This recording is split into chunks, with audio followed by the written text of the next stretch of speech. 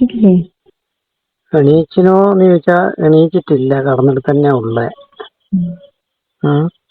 അതിന് മാത്രം ഇങ്ങനെയൊന്നും ചെയ്തില്ലല്ലോ. അതിന് മാത്രം ഒന്നും ചെയ്തിട്ടില്ലല്ലോ. ഇന്നലത്തെ കളി തീരെ പോരാ കേട്ടാ. ഇന്നലത്തെ കളി തീരെ പോരാന്ന് എനക്കും തോന്നി. ഞാൻ എന്നോട് പറഞ്ഞിട്ടില്ലേ? എന്തെല്ലോ കാട്ടിക്കൂട്ടി ഒപ്പിച്ചാട് വെച്ചല്ലേ പേടിച്ചിട്ട്. എന്റെ ഡ്രസ്സ് മൊത്തം വൃത്തികേടായി എന്നല്ലാണ്ട് വേറെ ഒരു കാര്യമില്ല. നിന്റെ ഡ്രസ്സ് മൊത്തം വൃത്തികേടായത് നീ തിരക്കൂട്ടിട്ടല്ലേ. ഒരു സാധനം അങ്ങനെ പുറപ്പെട്ടു വന്നാൽ അത് പോണ്ട അടുത്തേക്ക് പോകാൻ പെടണ്ടേ. പെട്ടെന്ന് സൗണ്ട് ആള് ഒച്ചപ്പാട് ഇടക്ക് തീർക്കാറ്. പിന്നെ ഞാനെന്ത് ചെയ്യണ്ടേ? ഇത് വരുന്ന ഫ്ലോയിലായിരുന്നു, മൊത്തം തെറിച്ചിന്റെ ഡ്രസ്സിലായിരുന്നു. ഞാനെന്ത് ചെയ്യും? മോശമില്ലാന്ന് മാത്രമേ പറയാൻ പറ്റൂ. ഇത്ര നാളും കളിച്ച കളി പോലെയെല്ലാം മോശമില്ലാന്ന് മാത്രമേ പറയാൻ പറ്റൂ. അത് ഞാൻ പറഞ്ഞിട്ടില്ലേ, കല്യാണം ഒന്നാമതല്ലേ എനിക്ക് പരിചയമില്ലാത്ത സ്ഥലം. എനിക്ക് നല്ല പരിചയമുള്ള സ്ഥലമുണ്ട്, എനിക്ക് നല്ല ധൈര്യമുണ്ട്. അനക്ക് പരിചയമുള്ള സ്ഥലമൊന്നുമില്ല, പക്ഷെ നിന്റെ പേടിയും വെപ്രാളവും ഉണ്ടായപ്പോ എനക്കും കുറച്ച് പേടി. പിന്നെ എന്നോട് ഉമ്മ ചോദിച്ചു, നീ എടി ഇത്ര സമയം പോയിരുന്നു. എന്നിട്ടോ ഞാൻ പറഞ്ഞു, എന്റെ ഒരു ഫ്രണ്ട് വന്നിനി, ഒരു കൂട്ടുകാരി, അവരോട് സംസാരിച്ചു കഴിഞ്ഞിട്ട് നേരം പോയി അറിഞ്ഞില്ല. എന്നിട്ട് വേറെ നല്ല കൂട്ടുകാരി പറഞ്ഞോണ്ട് നന്നായി. പ്രശ്നമൊന്നുമില്ല. ഞാൻ ചോദിക്കുന്നത്, എനിക്ക് കൂടെ വിറക് പുരേന്റെ അകത്ത് എനിക്ക് ശ്വാസം മുട്ടിയിട്ടൊന്നുമില്ല. ഇത്ര ചെറിയ വിറക് പുരയൊന്നുമല്ലല്ലോ, നമുക്ക് രണ്ടാക്കുള്ള സ്പേസിൽ അടിയില്ലേ. പക്ഷെ ഏതാ ചൂട്, നീ എന്നെ കണ്ടില്ല വേർത്ത് കുളിച്ചിട്ട്. വേർത്ത് കുളിച്ചത് ചൂട് കൊണ്ടൊന്നുമില്ല, എന്റെ പേടി കൊണ്ടാണ്. പേടി കൊണ്ട് മാത്രം വേണ്ടടോ. ഞാൻ വിചാരിച്ച മനസ്സിൽ കണക്കൂട്ടിയ പോലെ ഒന്നും സംഗതി നടന്നിട്ടില്ല. വെറുതെ വിളിച്ച് ഞാനതേ വിറക് പോലെയാന്ന് ഞാൻ ആദ്യമേ പറഞ്ഞിട്ടില്ലേ വിറക് പോലെയാന്ന്.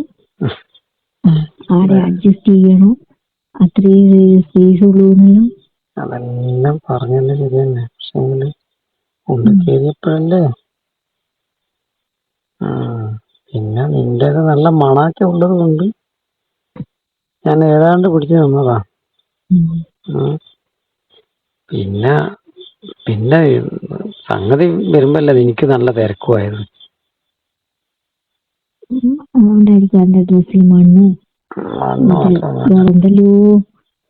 എന്തെല്ലോ ഒന്നല്ല തന്നെ നമുക്ക് മനസ്സിലായി. സാധനം തേച്ചും പോയത് എന്റെ ഡ്രസ്സിലാണ്. അങ്ങോട്ട് വേറെ ആരെങ്കിലും കണ്ടിനാ? വേറെ ആരും കണ്ടിട്ടില്ല. ഞാൻ പിന്നെ പോയി അപ്പാട് അപ്പൊ തന്നെ കുളിച്ച് നല്ല ഫ്രഷ് ആയിട്ട് വന്നു.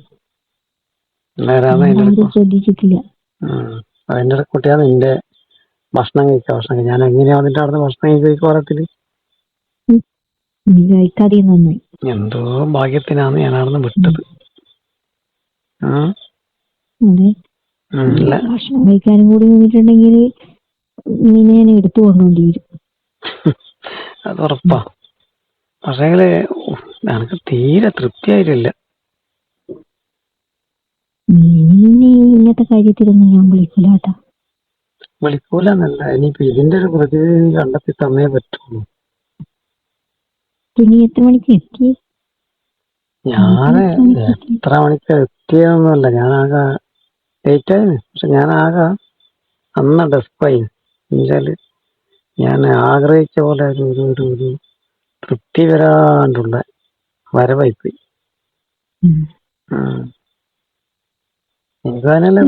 പറഞ്ഞിട്ട് കാര്യമില്ല. ഞാന് എന്താ പറയണ്ടേ, ആശിച്ച് ഞാൻ ഒരാഴ്ച മുന്നേ പറഞ്ഞതല്ലേ ഇങ്ങനെയുണ്ട്, കല്യാണമുണ്ട് ഇളയമ്മാന്റെ മോളത്, ഞാൻ നിന്നെ ക്ഷണിക്കുന്നു പറഞ്ഞിട്ട്. സംഭവമൊക്കെ ശരി തന്നെ. പക്ഷെ ഇളയമ്മാന്റെ വീട്ടിൽ വേറെ ഏതെങ്കിലും ഒരു നല്ലൊരു സ്ഥലം കണ്ടെത്തുന്നു. നല്ല കുറച്ച് കാറ്റും കല്യാണ വിളിച്ചല്ലോ. വീട്ടില് കല്യാണ വീട്ടില് വേറെ ഏത് സ്ഥലവും അല്ല കുറച്ച് കാറ്റും വിളിച്ചെല്ലാം കിട്ടുന്നിടത്താണെങ്കിൽ കുഴപ്പമില്ലേ. കാറ്റും വെളിച്ചം കിട്ടണ്ടെങ്കില് മുറ്റത്ത് കിടക്കേണ്ടി വരും. ഉം.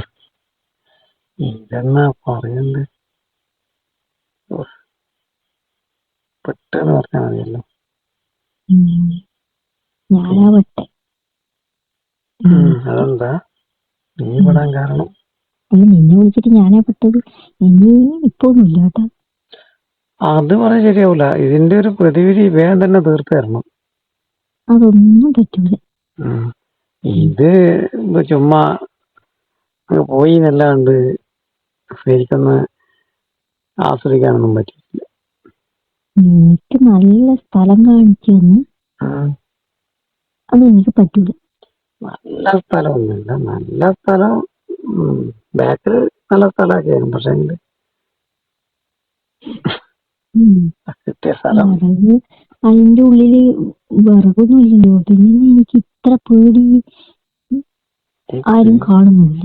പേടിയൊന്നുമില്ല, മൊത്തത്തിൽ ഇരുട്. പിന്നെ നിന്നൊന്ന് കണ്ടു ശരിക്കൊന്ന് എന്താ പറയണ്ടേ, ആസ്വദിക്കാൻ പറ്റുന്നില്ല. പിന്നെ മൊബൈലിന്റെ വിളിച്ചില്ലേ,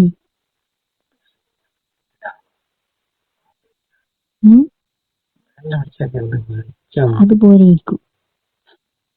പിന്നെ നിന്നെയാണല്ലോ എന്നുള്ള ഒറ്റ ചിന്തയില് അതൊരു സന്തോഷം ഉണ്ടായിരുന്നു.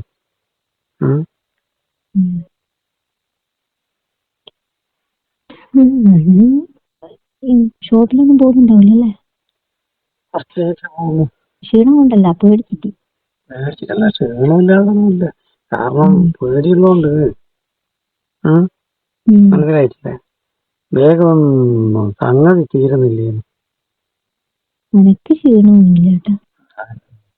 ഞാനല്ലേ പാടുപെട്ടത്. കാരണം ഉള്ളിൽ കയറി പേടിയുള്ളതുകൊണ്ട് സംഗതി പുറത്തു പോകുന്നില്ല, ഇരുന്നില്ലല്ലോ. അതല്ലേ അത്രയും സമയം എടുക്കേണ്ടി വന്നേ. എനിക്കല്ലേ നീ അതെന്താകാതെ തന്നെയാണ് മനസ്സിൽ പേടിയുണ്ടായാൽ ഈ സാധനം വേഗം ഒന്നും ആവൂല. സംഗതി പോണ്ടേ? അതെ, പോയി. നീ വേഗം പിന്നെ അറിഞ്ഞ തിരക്കുടിച്ച് വലിച്ചാ പിന്നെ സാധനം നിന്റെ ഡ്രസ്സിൽ തന്നെയല്ലേ പോവാ. അങ്ങനെ ആയത്.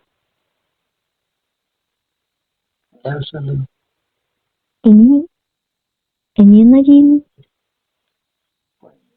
ഇനി എപ്പോഴാ ചെയ്യുന്നെന്ന് പറ. എപ്പോഴാന്നൊന്നുമില്ല, എനിക്ക് ഇനി സമയമൊന്നുമില്ല. അങ്ങനെ പറയരുത്, സമയം നമുക്ക് കണ്ടെത്തണ്ടല്ലേ. നമുക്ക് മനസ്സിന് എപ്പോഴാണ് കളിക്കാൻ തോന്നുന്നത് ആ സമയം നമ്മൾ കണ്ടെത്തിയിട്ട് കളിക്കണം. ആ ഒരു നമ്മളെ ആ സ്പിരിറ്റ് കളിക്കാനുള്ള ഒരു സ്പിരിറ്റ് ഒരിക്കലും നഷ്ടപ്പെടുത്തരുത്.